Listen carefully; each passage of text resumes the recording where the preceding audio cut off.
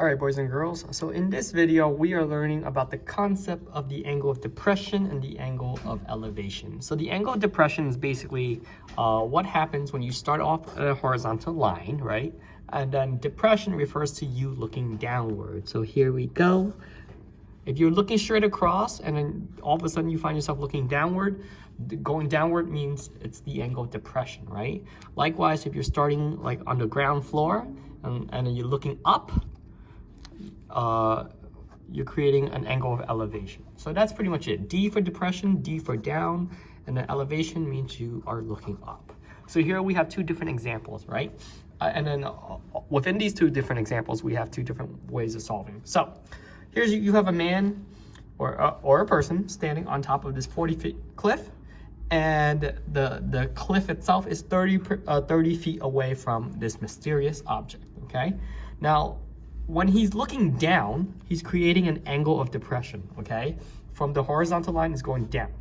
This angle is magically, right, congruent to this angle.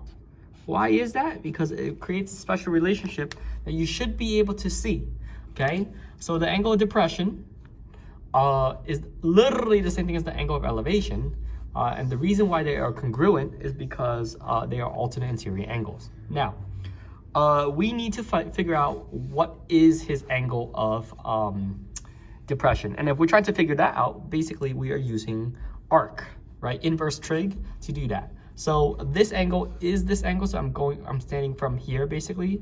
This cliff is opposite. This distance is adjacent. So therefore I'm using arc tangent to figure out what the length of this angle is, okay? And you guys could probably put that into your calculator yourself to figure out what is that angle.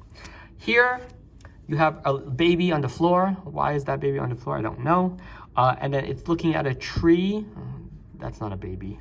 Anyway, it's looking at a tree that's 6 feet tall at an angle of elevation of 35 degrees, right? How far away is this baby from this tree?